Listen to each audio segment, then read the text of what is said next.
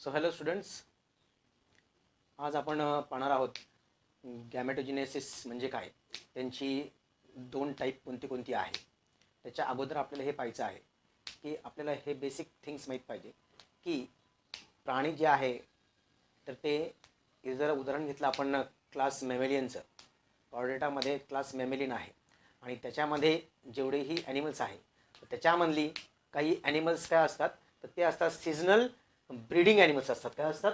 So they are seasonal breeding animals असतात.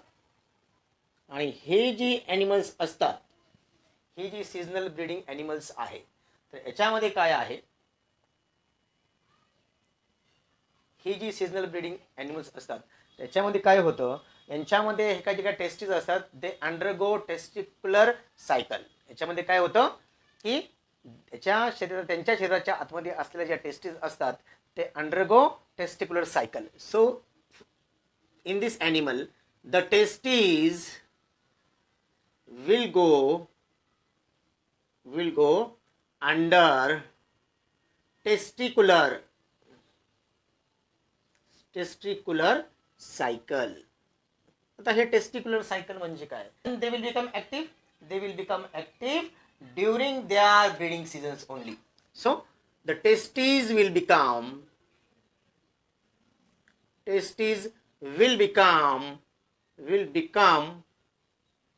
active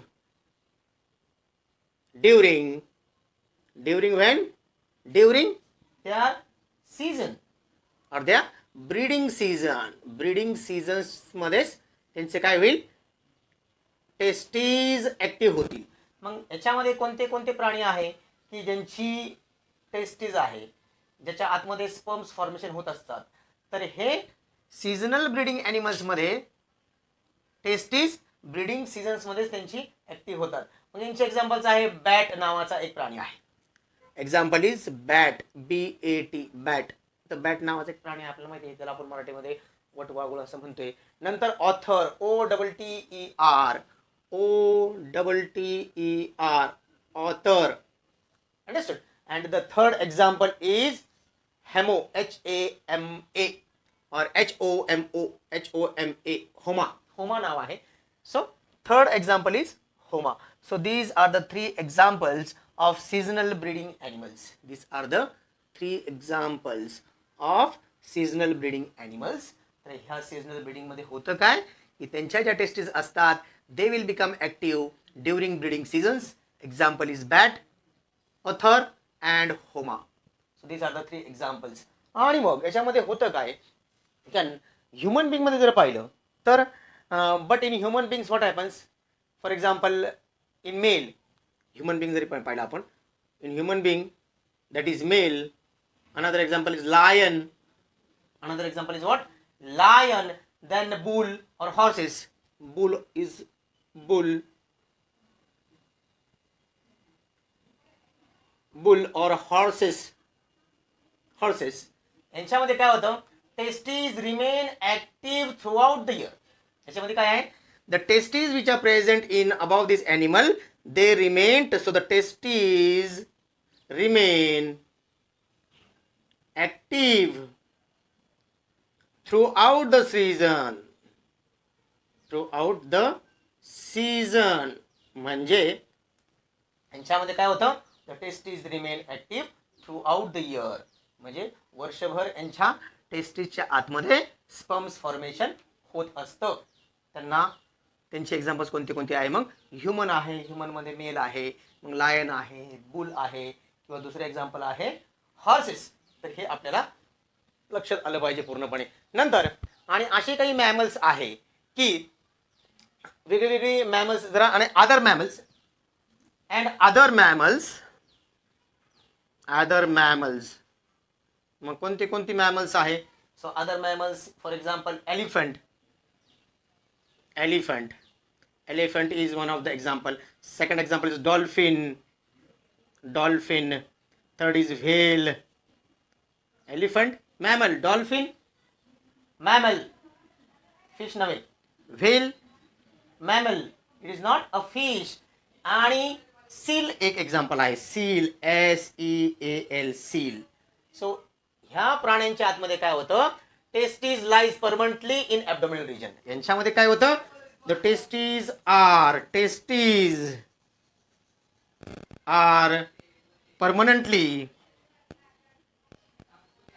permanently present in abdominal region. तर हे जे प्राणी आहे, एलिफंट आहे, व्हेल आहे, डॉल्फिन आहे किंवा सील आहे, हे सुद्धा काय आहे, मॅमल्स आहे. पण यांची जी टेस्टीज असतात तर ते परमनंटली कुठं लोकेशन असतं त्यांचं, in abdominal region. This you have to keep it in mind. This was all about some basic things of animals, and now we are going to see what do you mean by gametogenesis. So now we are going to see what do you mean by gametogenesis. So gametogenesis. So what do you mean by gametogenesis? Or gametes are of how many types? They are of two types. Number one is a sperm and another one is ovum.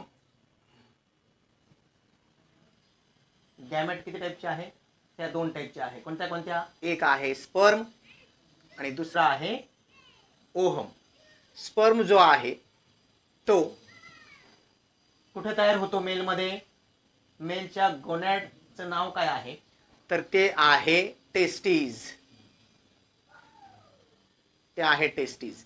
आणि फिमेलचं जे गोनॅड आहे तर त्याला आपण काय म्हणतो, ovary. एक पेर टेस्टिसचे present असतात आणि एक पेर ओव्हरी फिमेलमध्ये प्रेझेंट असते, हे लक्षात ठेवायचं. आणि मग हे जे टेस्टिस आहे तर हे कोणामध्ये प्रेझेंट आहे, so it is present in male आणि ovaries are present in female. म्हणजे नरामध्ये टेस्टीज असतात, टेस्टीजच्या आतमध्ये स्पर्म फॉर्मेशन होतं. फिमेल किंवा मादीमध्ये ओव्हरीज आहे, ओव्हरीजच्या आतमध्ये ओव्हम प्रेझेंट होतो.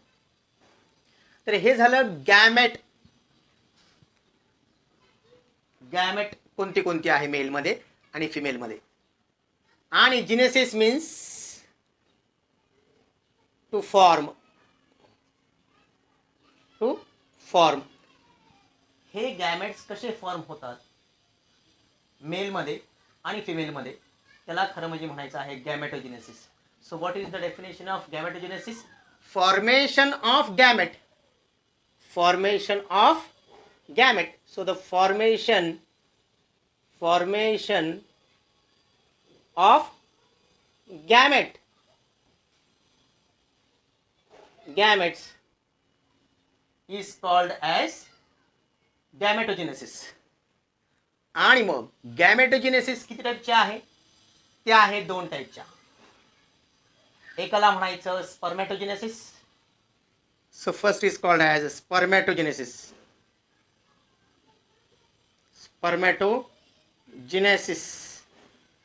And second is oogenesis. Second काय आहे, oogenesis आहे. मग spermatogenesis means what?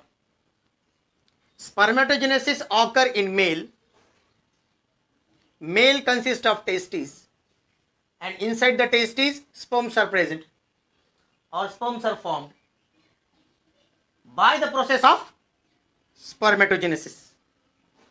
So what do you mean by spermatogenesis? Formation of sperm inside the testes of male is called as spermatogenesis. Formation of what? Formation of sperm inside the testes of male is called spermatogenesis. Is called spermatogenesis. दूसरं oogenesis. Formation of ovum inside the ovary of female is called as oogenesis. So formation of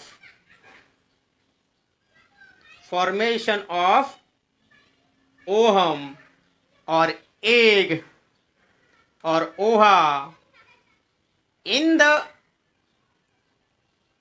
ovary of female is called as oogenesis. So gametogenesis is of how many types? There are of two types. Number one is spermatogenesis, number two is oogenesis. Now we are going to see what do you mean by spermatogenesis. TS of testes आहे, तर ते कशाने तयार झालेलं आहे?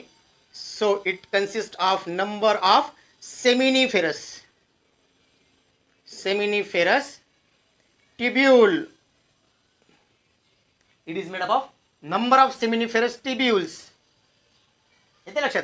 म्हणजे हे जरा TS असेल तर याच्या आतमध्ये असे अनेक लोब्युल्स होती ज्यांना आपण नाव दिलं होतं. एकाला म्हणायचं सेमिनिफेरस ट्युब्युल्स. अंडरस्टूड? आणि इथे मग मी काय केलं, एक सेमिनिफेरस ट्युब्युल्स काढला.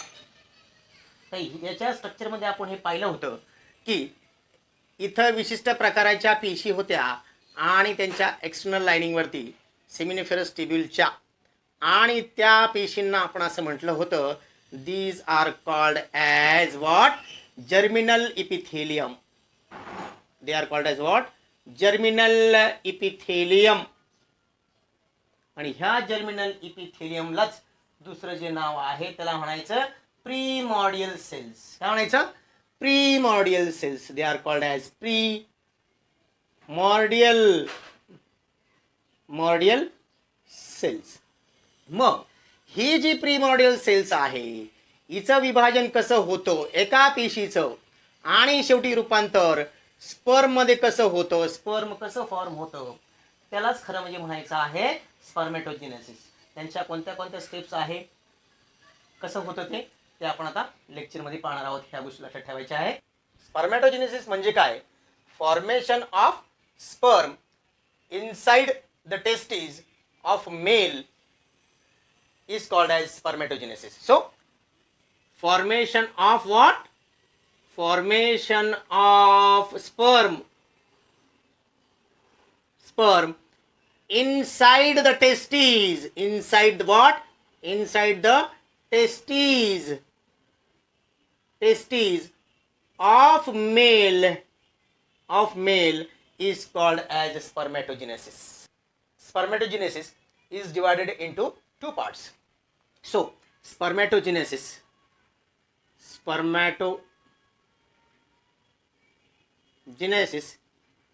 is divided into mainly two parts. Number A part is called as formation of spermatids. So here first is formation of spermatids,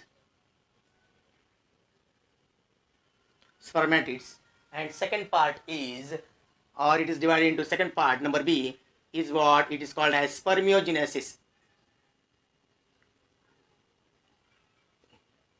It is called as what? Spermiogenesis. So spermatogenesis is divided into two parts. Number one is formation of spermatid. How does the formation of spermatid occurs? And second is spermiogenesis. In this formation of spermatids, it consists of three phases. अशा वेगळ्या वेगळ्या तीन phases आहेत त्यांच्या. मग ती कोणत्या कोणत्या? तर पहिली जी फेज आहे त्याला म्हणायचं मल्टिप्लिकेशन फेज, दुसरी जी फेज आहे त्याला म्हणायचं ग्रोथ फेज, आणि थर्ड जी फेज आहे त्याला म्हणायचं maturation phase. So these are the three steps of formation of spermatids. So number one is what? Number one काय सांगितलं मी तुम्हाला? Multiplication phase. पहिली फेज कोणती आहे मग? Multiplication phase. Multiplication phase. दुसरी जी फेज आहे तिला म्हणायचं ग्रोथ फेज. दुसरीला काय म्हणायचं? It is called as growth phase. आणि तिसरी जी आहे त्याला काय म्हणायचं मग? Maturation phase. So this is maturation phase. So formation of spermatids occurs in three phases. Number 1 is multiplication phase, number 2 is growth phase, and number 3 is maturation phase. या तिन्ही फेजेस कशा होतात या डिटेलमध्ये स्ट्रक्चरमध्ये इकडे जे दिलेलं स्ट्रक्चर आहे त्याच्यामध्ये मी तुम्हाला एक्सप्लेन करणार आहे. त्यामुळे नीट लक्ष देऊन सर्वांनी ऐकायचं आहे, ह्या गोष्टी लक्षात ठेवायच्या आहे.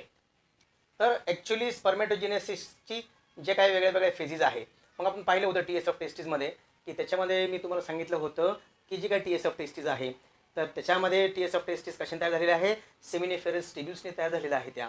आणि ही सेमिनिफेरस टिब्यूल्सची जी काही लाईनिंग आहे तर तिला कशाची लाईनिंग सांगितली होती, जर्मिनल इपिथेलियम, किंवा त्याला आपण काय म्हटलेलं आहे, प्रीमॉर्डियल सेल्स. काय म्हटलं आहे, प्रीमॉर्डियल सेल्स. ही जी सेल आहे ती ही आहे, तर याला नाव द्यायचं प्रीमॉर्डियल सेल. ही एक पिशी आहे ज्याला काय म्हटलेलं आहे, प्रीमॉर्डियल सेल असं नाव दिलेलं आहे आपण.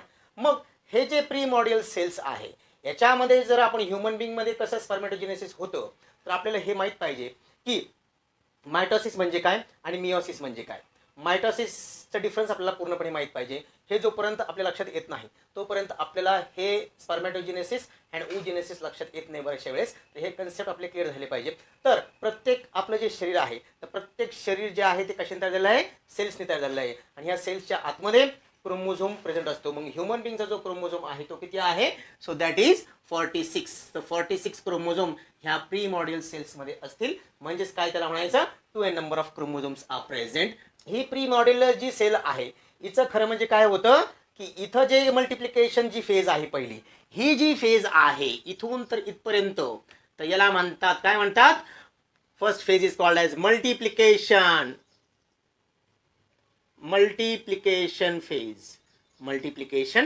फेज. मग ह्या फेज मध्ये नेमकं होतं काय, तर इथं एक पेशीचे 2 पेशी होतात आणि ह्या एक पेशीचे किती पेशी झाले, मग ह्या 2 झाल्या, ह्या प्रत्येक एक पेशी किती झाल्या, परत 2 झाल्या, म्हणजे टोटल किती झाल्या, मग 4 स्पेसीस झाल्या. मग ह्या ज्या 4 पेशीज आहे यांचं जे डिव्हिजन झालेलं आहे तर ते कोणत्या प्रोसेस झालं, मग ते झालं मायटॉसिस प्रोसेसने. कोणत्या प्रोसेस झालं, मायटॉसिस प्रोसेसने यांचं डिव्हिजन झालं. So this is called as mitosis डिव्हिजननी ह्या सेल्स काय झालं, त्यांचं विभाजन झालं. आणि ह्या प्रत्येक पेशीमध्ये काय आहे, 46 क्रोमोझोम आहे. ह्युमन बिंगची किती आहे, 46 पेशी आहे. ह्या गोष्टी लक्षात ठेवायच्या आहे. मग याच्यानंतर त्याच्यामधली जर एक पेशी आपण घेतली, आता याच्यामध्ये ह्या ज्या पेशी काढल्या मी तर ह्या पेशींना नाव दिलं आहे स्पर्मॅटोगोनियम. काय नाव दिलं आहे, spermatogonium. So this is called as स्पर्मॅटोगोनियम.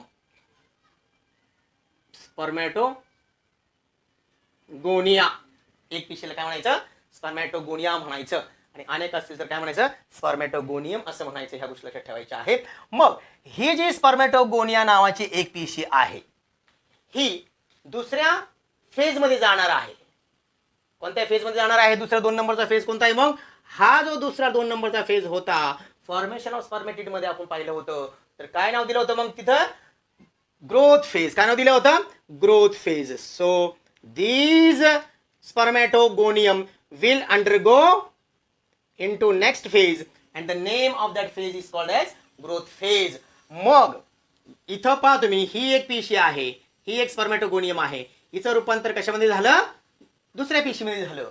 मग ही जी दुसरी पेशी आहे जी तुम्हाला न्यूट्रिटिव्ह मटेरियल पूर्णपणे तिने घेतलं असेल पूर्णपणे हे लक्षात, आणि त्यामुळे तिची काय झाली, ग्रोथ झालेली आहे त्या पेशीची. आणि त्याच पेशीला काय म्हटलेलं आहे, मग it is called as primary spermatocyte.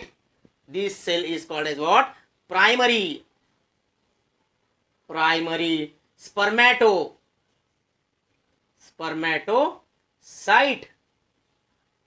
Spermatocyte असं तिला नाव दिलेलं आहे. ह्या गोष्टी लक्षात ठेवायच्या आहे. तिची ग्रोथ दिसते पूर्णपणे.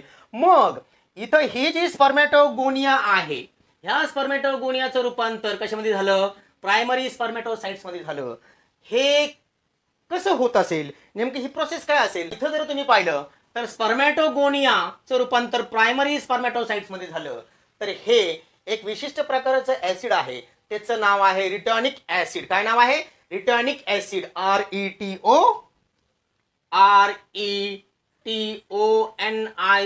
रिटॉनिक ऍसिड. तर रिटॉनिक ऍसिड काय करतं, ह्या स्पर्मेटोगोनिया नावाची जी सेल आहे तिला काय करतो, स्टिम्युलेट करतो आणि तिचं रूपांतर कशामध्ये होतं, तर ते होतं प्रायमरी स्पर्मेटोसाइट्स मध्ये.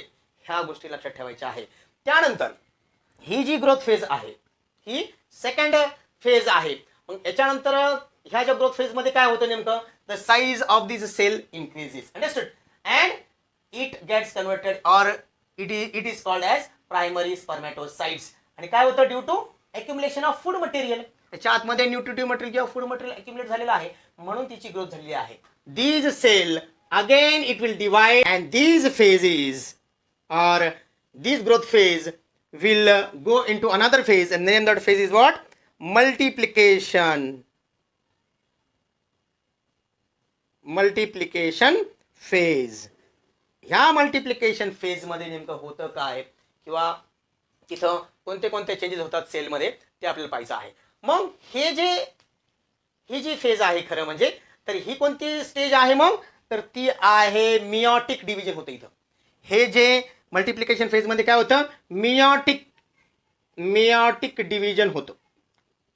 So meiotic division will takes place. मग हे जे प्रायमरी स्पर्मेटोसाइट्स आहे याच्यामध्ये सुद्धा 46 क्रोमोझोम असतील, म्हणजेच 2n नंबर ऑफ क्रोमोझोम असतील. पण इथं ह्यानंतर काय होणार आहे, तर इथं काय होणार आहे, n नंबर ऑफ क्रोमोझोम राहतील, याच्यामध्ये सुद्धा n नंबर ऑफ क्रोमोझोम राहतील. म्हणजे मियोटिक डिव्हिजन जी आहे ती कशी आहे, तर ती आहे रिडक्शनल डिव्हिजन आहे. कशी डिव्हिजन आहे ती, it is reductional division. Chromosome number become half, म्हणजे 46 जे क्रोमोझोम होती तर याचं कन्वर्जन कशामध्ये होईल, फक्त 23 क्रोमोझोम मध्ये होईल. कशामध्ये, 23 क्रोमोझोम्स मध्ये होईल. ह्या गोष्टी लक्षात ठेवायच्या आहे. Understood. So 23 will be in this cell and 23 will be in this cell. Now these primary spermatocytes will form what, secondary what, secondary spermatocytes. Spermatocyte. Understood? So secondary spermatocytes cell will be formed in this multiplication phase. Primary स्पर्मेटोसाइटचं रूपांतर secondary spermatocytes मध्ये होतं. पण primary spermatocyte जी आहे त्याच्यामध्ये किती chromosomes आहे, मग हाऊ मेनी क्रोमोझोम्स, तर त्याच्यामध्ये आहे 46 क्रोमोझोम. आणि याच्यामध्ये काय किती असेल मग, सेकंडरी स्पर्मेटोसाइट्स मध्ये it will be 23 chromosomes, half number of chromosomes. त्यालाच म्हटलं आहे मियोटिक डिव्हिजन. म्हणजे मायटोसिस आणि मियोसिस मध्ये एक डिफरन्स आहे. The chromosome number remain constant in mitosis. In meiosis the chromosome number become half. Same way human being मध्ये 23 pairs आहे क्रोमोझोम, पण हाफ झाल्यानंतर फक्त 23 क्रोमोझोम राहतात या सेकंडरी स्पर्मेटोसाइट्स मध्ये. मग याच्या पुढे जे काही डिव्हिजन आहे या सेलचं, तर हिचं रूपांतर काय होईल मग, इथं जे होतं पूर्णपणे, तर इथं काय होतं मग, मियोसिस फर्स्ट होतं. Meiosis first will occur here and here. Now meiosis second will occur. Understood? मग याच्यामध्ये सुद्धा ही जी सेल आहे प्रायमरी सेकंडरी स्पर्मेटोसाइटचं, तिचं रूपांतर 2 पेशीमध्ये होईल. हिचं सुद्धा ह्या 2 पेशीमध्ये होतील पूर्णपणे. अंडरस्टूड. आणि याच्यामध्ये सुद्धा n number of chromosome present आहे, याच्यामध्ये n नंबर ऑफ क्रोमोझोम आहे, याच्यामध्ये n आहे, याच्यामध्ये n नंबर ऑफ क्रोमोझोम्स आहे. आणि यांनाच म्हटलेलं आहे काय, यांना म्हणायचं स्पर्मॅटिड्स. काय म्हणायचं, spermatids. So this is called as what, spermatids. So how many spermatids are formed from primary spermatocytes? 4 spermatids are formed from a single spermatocytes. ह्या गोष्टी लक्षात ठेवायच्या आहे. आणि मग इथं काय होणार, मग हे प्रत्येक स्पर्मेटोसाइटचं रूपांतर कशामध्ये होणार आहे, तर ते होणार आहे स्पर्मेटोझोआ मध्ये. So 4 haploid spermatozoa, lastly 4 spermatozoa. Zoa will be formed and they will also have n number of chromosomes. They will also have how many number of chromosome? n number of chromosome. n number of chromosome त्यांच्या आतमध्ये असेल. म्हणजे ही जी cell आहे, sperm सुद्धा काय आहे, ती सर्वात छोटी सेल आहे आपल्या शरीरामधली. ह्या गोष्टी लक्षात ठेवायच्या आहे. So these spermatozoa will have n number of chromosome and the total number of spermatozoa which are formed from primary spermatocytes. एक स्पर्मेटोसाइट्स पासून आपल्याला किती स्पर्मेटोझोआ भेटली, तर 4 स्पर्मेटोझोआ भेटली. या गोष्टी लक्षात ठेवायच्या आहे. So this is all about what formation of spermatids. आणि आता त्याच्यातला बी पार्ट आपल्याला पाहायचा आहे. त्याला काय म्हटलेलं आहे मग आपण? त्याला म्हटलं आहे स्पर्मिओजेनेसिस. मग स्पर्मिओजेनेसिस होतं कसं तर ते आपल्याला पाहायचं. स्पर्मिओजेनेसिस नावाची जी काही प्रोसेस आहे तर याच्यामध्ये होतं काय तर आपल्याला हे माहीत पाहिजे की हे जे स्पर्मॅटिड्स आहे तर ते कसं असतात तर they are non motile and non functional. They are non-motile and non-functional. This you have to keep in mind. मग हे स्पर्मॅटिडचं रूपांतर ज्या वेळेस स्पर्मॅटोझोआमध्ये होतं तर हा जो स्पर्मॅटोझोआ फॉर्म होतो स्पर्मॅटोजेनेसिस प्रोसेसमध्ये तर हा जो स्पर्मॅटोझोआ आहे तो कसा असतो तर तो असतो मोटाईल असतो तो आणि तो असतो फंक्शनल असतो. म्हणजे नॉन मोटाईल आणि नॉन फंक्शनल स्पर्मॅटिड्स असतात आणि मोटाईल आणि फंक्शनल हे स्पर्मॅटोझोआ असतात. So these spermatids are non-motile and non-functional which get converted into motile functional spermatozoa is called as spermiogenesis. याच्यानंतर आपल्याला हे पाहायचं आहे की हे जे स्पर्मॅटिड्स आहे आणि स्पर्म्स आहे किंवा स्पर्मॅटोझोआ आहे तर याच्यामध्ये नेमकी वेगळी जी काही ऑर्गॅनिल्स आहे स्पर्मची तर ती कशी फॉर्म होते तर हे सुद्धा कोणत्या हेडिंगमध्ये येतं तर ते येतं स्पर्मॅजिनेसिसच्या अंडर. तर आपल्याला माहीत पाहिजे याच्यामध्ये पहिलं जे काही पॉईंट आहे तर याच्यामध्ये काय होतं की जो काही nucleus become condense and narrow.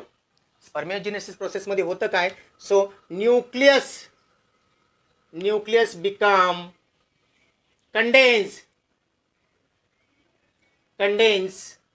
And narrow. काय होतं in spermiogenesis what will happen the nucleus will become condense and narrow. Condensation होतं त्या पूर्णपणे न्यूक्लियसमध्ये जे काही जेनेटिक मटेरियल असेल डीएनएच्या फॉर्ममध्ये त्याचं कंडेन्सेशन होतं ह्या गोष्टी लक्षात ठेवायच्या आहे. मग याच्यामध्ये आणखीन लॉस ऑफ RNA सुद्धा होतं. जे काही RNA असतं ते लॉस होतं पूर्णपणे. So loss of RNA occurs. Loss of RNA. RNA means what ribonucleic acid. याचं काय होतं ते निघून जातं पूर्णपणे लॉस होतो आणि फक्त जेनेटिक मटेरियल कोणत्या फॉर्ममध्ये असतं मग डीएनएच्या फॉर्ममध्ये असतं. ह्या गोष्टी लक्षात ठेवायच्या आहे. आणि न्यूक्लिओलस फॉर्म होतो आणि काय होतं न्यूक्लिओलस फॉर्म होतो. दुसरं काय मग and nucleolus will be formed. Understood. So nucleolus will be formed in this spermatogenesis processes. Second point is that Golgi apparatus form ऍक्रोसोम. ऍक्रोसोम काय आहे ऍक्रोसोमच्या आतमध्ये काय प्रेझेंट असतं मग एक एन्झाईम प्रेझेंट असतो. त्याचं नाव काय मग हायलोयुरिनायडेज नावाचा एक एन्झाईम आहे. तो पेनिट्रेशन मध्ये यूज होतो हे आपल्याला माहित आहे. हा झाला सेकंड पॉईंट स्पर्मॅजिनेसिस मधला नेमकं घडतं कसं. आणि तिसरा आहे lost part of Golgi apparatus is called as Golgi rest. आणि जो काही राहिलेला पार्ट आहे so the lost part of Golgi apparatus will be called as what? It will be called as what? Golgi rest. REST. Golgi GOLGI rest. REST rest. नीट परीक्षामध्ये किंवा सीटीच्या परीक्षेमध्ये असा प्रश्न येऊ शकतो की गोल्जी ॲपरेटस कशामध्ये फॉर्म करतो ॲक्रोसोम त्याचं तयार झालं पण राहिलेलं जे काही मटेरियल आहे गोल्जी पार्टचं जे काही लॉस्ट पार्ट आहे गोल्जी ॲपरेटसचं त्याचं कन्वर्जन कशामध्ये झालं गोल्जी रेस्टमध्ये झालं हे आपल्याला माहीत पाहिजे. हा झाला सेकंड पॉईंट. आणि त्याच्यामध्ये सर्वात महत्त्वाचा थर्ड पॉईंट आहे तो कोणता आहे मग सेंट्रिओल जो आहे centriole form neck of sperm. Centriole जो आहे centriole form what it will form neck NECK neck of what of sperm. स्पर्मचा जे नेक आहे आपण जे अल्ट्रास्ट्रक्चर स्पर्म पाहिलं होतं तर ती जी नेक रिजन आहे ती कशामुळे फॉर्म झालेली आहे तर ती झाली ह्या सेंट्रिओलमुळे झालेली आहे. या गोष्टी लक्षात ठेवायच्या आहे. आणि जो फोर्थ सर्वात महत्त्वाचा जो पॉइंट आहे स्पर्मियोजेनेसिस मध्ये होतं काय, तर mitochondria forms spiral ring behind neck. Mitochondria form spiral ring where it is found. So the spiral ring is formed behind the neck around the distal centriole. Spiral ring around the distal centriole and proximal part of axonema and proximal part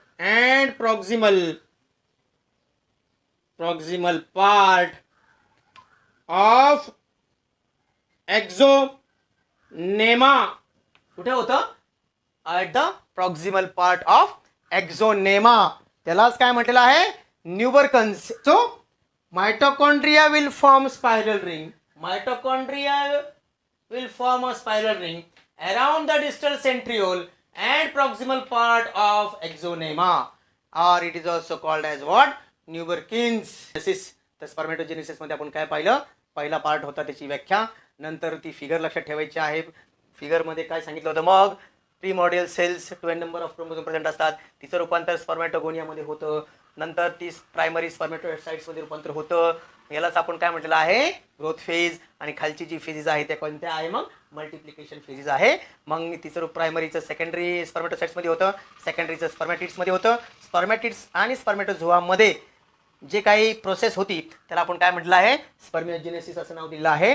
मग हे spermatids जे आहे non motile non functional cell आहे आणि हिचं रूपांतर motile functional स्पर्मॅटोझोआमध्ये होतं. त्या पेशीच्या शरीरामध्ये जे काही चेंजेस होतात ते आपण इथं पाहिलेले आहे पूर्णपणे. तर ह्या प्रोसेसला लक्षात ठेवायचं. उद्या प्रश्न येऊ शकतो, write short notes on spermiogenesis और define spermiogenesis, this you have to keep in mind. तर हे सर्व कशाबद्दल सांगितलं, मग स्पर्मॅटोजेनेसिस बद्दल. Okay, next lecture we will see oogenesis. Take care.